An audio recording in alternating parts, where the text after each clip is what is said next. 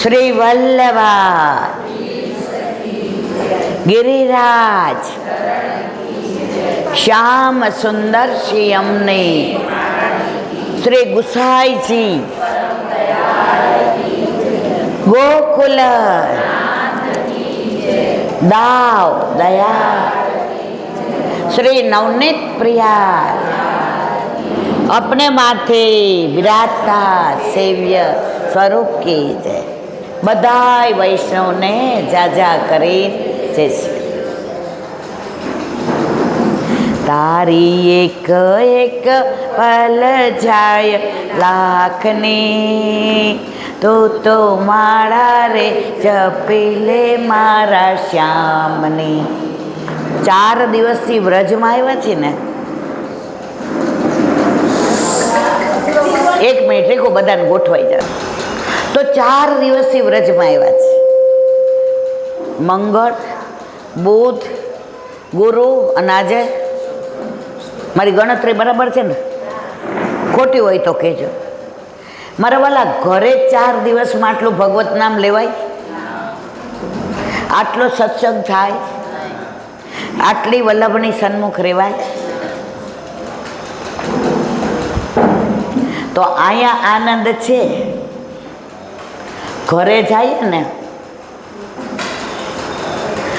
થોડીક પ્રેક્ટિસ કરવાની કે ત્યાં તો અમે રોજ સાંજે સત્સંગ કરતા હતા, પછી મનને મનાવશું કેવી રીતે ખબર છે?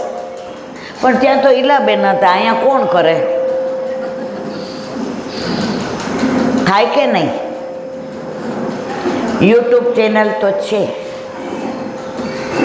નિયમ રાખજો, મારે 1 કલાક કાં સત્સંગ સાંભળીશ, કાં 84-252 વૈષ્ણવની વાર્તા વાંચીશ, કાં શિક્ષાપત્ર અને સુબોધિનીજી તો ખરા જ। એ બેન નીતાબેન હવે શાંતિ રાખો તો ટેવ પડશે ને પછી વાંધો નહીં આવે। એક શાસ્ત્રીજીનું હું સત્સંગ, દાદા હાથ મોઢું ધોવા ગયા તો મેં કીધું, તો આજે એમણે એક વાક્ય બહુ સરસ કીધું, આપણે જે નથી મળ્યું ને એનું લાંબુ લિસ્ટ બનાવીએ છીએ કે નહીં મારા વાલા? મળ્યું છે એનું લિસ્ટ બનાવ્યું છે ક્યારે? હા ના તો કયો? જે કે રોજ બનાવજો। તમને પ્રભુએ જે આપ્યું છે ને એ લિસ્ટ લાંબુ છે, અને તમને નથી આપ્યું ને એ લિસ્ટ નાનું છે, અને નથી આપ્યું એનું કારણ છે, એ તમારા હિતમાં નહીં હોય। બીજું સરસ કીધું, એક વૈષ્ણવ મારે ત્યાં રોજ આવે, જે મારું મન વ્યગ્ર થાય છે, મારે ઠાકોરજી પુષ્ટ કરાવવા છે, હવે મારાથી નહીં રહેવાય। જે કે હું એવો રાજી થાઉં કે હવે આમને સત્સંગ ફલિત થયો। એ બેઠા હતા અને એક 19 વર્ષની દીકરી આવી। જે આ બધાની હાજરીમાં કહું કે એકલા કહું? તો કે લૌકિક છે તો મારે નથી સાંભળવું, મારી પાસે ઘણા આવે। ઈલાબેન મેં ના, તમારું એ બગડે ને મારું એ બગડે, લૌકિકમાં હું કાંઈ કરી શકું એમ નથી। તો કે તો જાહેરમાં કહું। મારી બા ઠાકોરજી પુષ્ટ કરાવવાનું કહેતી હતી ને તો એને રોજ ખખડાવતી હતી। સવારે મારે કોલેજ હોય, પછી મારે ડ્રોઈંગના ક્લાસ હોય, અને તું ઠાકોરજી પુષ્ટ કરાવે એટલે હું ડિસ્ટર્બ થઈ જાઉં કે ન થઈ જાઉં? એને મમ્મીની આંખમાં પાણી આવી ગયા। આવું કે નહીં ને બેટા? જે કે મેં કીધું કહેવા દો। જે હવે મારે કહેવું છે, 1 વર્ષથી મારી માં તડપતી હતી. 1 વર્ષથી ઠાકોરજી પુષ્ટ કરાવવા માટે મારી માં મને સમજાવતી હતી. 1 વર્ષથી મારા પપ્પા નથી તો મારી મમ્મી કહેતી હતી કે તારા પપ્પા ઘણું મૂકીને ગયા છે બેટા, એવી સ્થિતિ હોય તો તારે ટ્યુશન કરવું પડે. તો તું એમ માનજે ને સવારે ટ્યુશનમાં જતી હતી, ઠાકોરજી પુષ્ટ કરાવું ને બેટા 1 કલાક જ સવારે જાય. તો કે ના પત્તું મને એમ કે મેવો લઈ આવી દે ને, દૂધ લઈ આવી દે ને, મારે સામગ્રી કરવી છે ને, મારે આમ છે ને. જે મહિના પહેલાં મને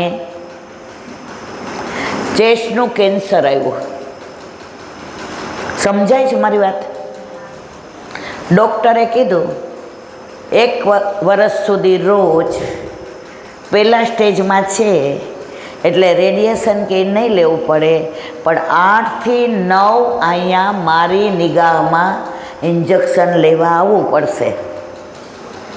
હું મારી મમ્મીને ભેટી, હું મારી મમ્મીને રડીને કહ્યું, મમ્મા હું 2 મહિના પેટમાં હતી ને પપ્પા ગુજરી ગયા હતા, તે મને કેવી રીતે મોટી કરી? તો 1 વર્ષથી મેં તારું માયનું નહીં, અને તું મને એટલો બધો પ્રેમ કરસ ને કે મારી ઈચ્છા વિના પુષ્ટ ન કરાવ. હવે મારે 1 વર્ષ જખ મારીને 8 થી 9 જવું પડશે. જવું પડે કે નહીં મારવાલા? ત્યાં હું જઈશ, દેહ માટે જઈશ, આત્મા માટે ના પાડી હતી. તો હું આજે મમ્મીને લઈને એટલે આવી છું. મમ્મીને મેં કીધું આપણે 2 સાડા 6 ઉઠી જશું, 8 વાગ્યા સુધી ઠાકોરજીને પહોંચી અને હું 8 વાગે ડૉક્ટરને ત્યાં કાઇનેટિક લઈને જઈશ. મારે શું કેવું સમજ્યા?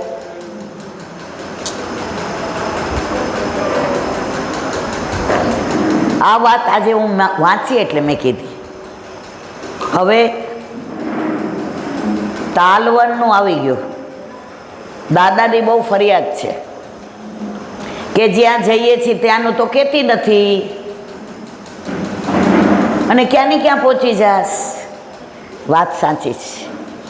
લગ્ન હોય ને એના ગીત ગાઈએ ને તો ઓલાને મજા આવે કે નહીં?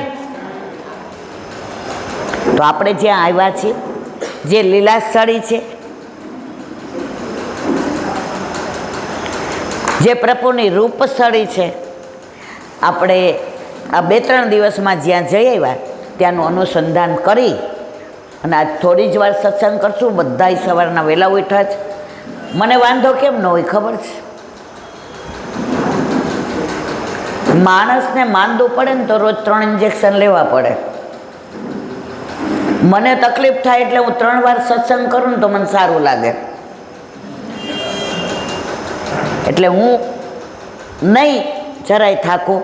તમે થાકશો એટલે આપણે બંધ કરશું. બરાબર છે? મધુવન ભોજન થાળીમાં આપણે તાલવનની લીલાનું અનુસંધાન કર્યું હતું. હવે મધુવનની અંદર વલ્લભના બેઠકજી બિરાજે છે. દરેક બેઠકમાં વલ્લભની લીલા અને સામનીજીને ઠાકોરજીની લીલા. હવે ટૂંકમાં કહીશ, નહીં તો 4 દિવસમાં આપણે આ 64 સ્થળનું વર્ણન કરી શકશું નહીં. બાકી રહેશે તો યુટ્યુબમાં કહીશો મારવાલા, મૂંઝાતા નહીં. હા, જીવતી હોવી જોઈએ. તો મધુવન વલ્લભ ત્યાં પધાર્યા. પહેલી પરિક્રમા કરતાં કરતાં 7 દિવસનું પારાયણ કર્યું. ક્યાં? મધુવનમાં. હવે રોજ મધુવનિયા ઠાકોરજી ભાગવત સાંભળવા આવે. Hello, thank you. ભાગવત સાંભળવા આવે. 7 દિવસ થયા. ભાગવતજીને વિરામ આપ્યો અને વલ્લભે મધુવનિયા ઠાકોરજીને કહ્યું, મારા વાલા, હવે મારે પ્રયાણ કરવું પડશે. દેવી જીવને શોધી અને આપણા હાથમાં સોંપવાનો છે. મધુવન્ય ઠાકોરજી ગોદમાં બિરાજી ગયા. નહીં વલ્લભ, मैं तो आपके साथ चलूंगा, मैं नहीं रहूंगा. ત્યારે વલ્લભે કહ્યું, મારા નાથ, મારે ઉઘાડા ચરણે પરિક્રમા કરવાડી, ટાઢ, તડકો, ગરમી, વરસાદ, કાંટા, કાંકરા, ઝાંખરા, આપને હું શ્રમ આપીશ નહીં. બીજી વાર આવીશ ત્યારે આપ મારી સાથે આવજો. મધુવન્ય ઠાકોરજી કે વલ્લભ, ત્યારે હું ક્યાં આવીશ? કેવી રીતે ઓળખશો? વલ્લભ કે આપ ઓળખાણ પાડો તો થાય.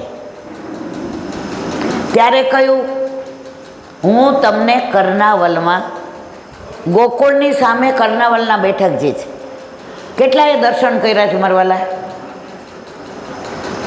બહુ સુંદર રળિયામણા બેઠક જે છે, મહાપ્રભુજીના બેઠક જે છે, જેમાંથી મથુરાનાથજીનું પ્રાગટ્ય થયું છે. ટાઈમ મળે ત્યારે અવશ્ય જજો. તો કે પદ્મનાભદાસ કથા કરતા હતા ભાગવતની, અને વલ્લભ ત્યાંથી પસાર થતા હતા તો ભ્રમર ગીતની વિવરણ કરતા હતા. એટલે વલ્લભ ઊભા રહી ગયા, હજી કહો, હજી કહો, હજી કહો. પદ્મનાભદાસ કે મારવાલા, જેટલું ભાગવતમાં લખ્યું હતું એ કહી દીધું. હવે આપ બિરાજો વ્યાસપીઠ ઉપર, કારણ કે આપની લીલા આપ જાણો. વલ્લભ કોણ હતા? સાક્ષાત પુષ્ટિ પુરુષોત્તમ. અને વલ્લભ ત્યાં બિરાજ્યા. 3 દિવસ ને 3 રાત ભ્રમર ગીતનું વિવરણ કર્યું, એક શ્લોકનું. પદ્મનાભદાસે કહ્યું, મારવાલા, હવે બસ, હવે ધારણ થાય એમ નથી. તમને બધાને હવાર સુધી બેસાડી રાખો તો ચોખા ખાઓ કે ન ખાઓ? ત્યારે કહ્યું, મને શરણે લ્યો. તો કે સાંભળ, ભાગવત પ્રયત્નના પાઠે શ્લોક છે આખો, કોઈક વાર ટાઈમ હશે ત્યારે સમજાવીશ. પ્રાણ કંઠે આવી જાય છતાં પણ ભાગવતની કથા પૈસા દઈને સંભળાય પણ નહીં અને પૈસા દઈને વંચાય પણ નહીં. આ મારા વલ્લભના સિદ્ધાંત છે, મારા સિદ્ધાંત નથી.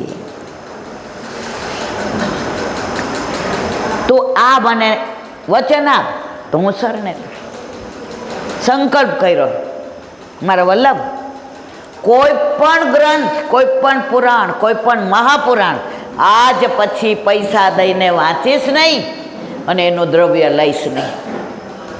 વલ્લભ કે હા હા હા, તારી વ્યાવૃત્તિ કેવી રીતે ચાલશે? ઘર કેમ ચલાવીશ? મારા વલ્લભે મારો હાથ પકડી લે પછી મારે ચિંતા કરવાની જરૂર. તો કે હવે ઠાકોરજી પુશ કરાવ.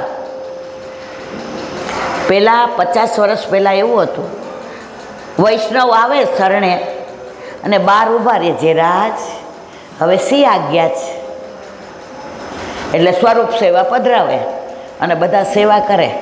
અત્યારે આપણે બહાર નીકળીને શું કહીએ છે? બધું પતી ગયું ને, આપણે ત્યાં જ પતાવીને આવીએ છીએ. તો કે મને કંઈક એવું દેખાય તો પુષ્ટ કરાવો. કે કાંઈ વાંધો નહીં, હાલ મેરો ભેગો વ્રજમાં પધાર્યા. અને આ કર્ણાવલ ગામમાં વલ્લભ સંધ્યાવદન કરતા હતા. એમાં યમુનાજીની ભેખડ ફાટી અને એમાંથી ને ચત્રભુજ સ્વરૂપ મથુરાનાથજી પ્રગટ થયા. જોયા, દર્શન કર્યા. વલ્લભે કહ્યું, મારા વાલા ઓળખી ગયો, આપ મધુવન્ય ઠાકોરજી છો ને? ક્યાં હતા મધુવન્ય ઠાકોરજી? મધુવનમાં. વલ્લભ કથા કરતા તો સાંભળતા હતા ને, એ ઠાકોરજી અહીંયા મથુરાનાથજી. પણ હવે થયું શું ખબર છે મારા વાલા? એ ટૂંકમાં કહું ને તોય ઘણું કહેવાય જાય છે. પછી હાવ ટૂંકમાં કહું ને તો તમને મજા નહીં આવે. નાના હતા ને પરીક્ષામાં લખે ટૂંકનોંધ લખો, એમાં મજા આવે. પણ લખે આના ઉપર નિબંધ લખો વ્રજ ઉપર, એટલે આપણે પાના ને પાના ભરી દઈએ. ઓલા સર કે વાંચવું નથી 10 માં 10 આપી દો. વાત કરતા હતા મથુરાનાથજીની, 28 ફૂટ ઊંચા. કેટલા? વલ્લભે કહ્યું મારા નાથ આ કળિયુગ છે, અહીંયા ઈલાબેન જેવા 5 ફૂટિયા જ હશે, તો મારો વલ્લભ મારા વૈષ્ણવ પહોંચી શકે એવું સ્વરૂપ ધારણ કરો. તો 28 ઇંચના થયા. કેટલા? વલ્લભે કહ્યું મારે થોડી સુધી આવે. મથુરાનાથજી છે ને વલ્લભની થોડી સુધી આવે. અને પદ્મનાભદાસ આ લીલાના દર્શન કર્યા. વલ્લભને વશ ઠાકોરજી, વલ્લભે કીધું એટલે 28 ઇંચના થયા. પદ્મનાભદાસ મારા વાલા મારા સ્વરૂપ પધરાવો છે, મને સ્વરૂપ પધરાવ્યો.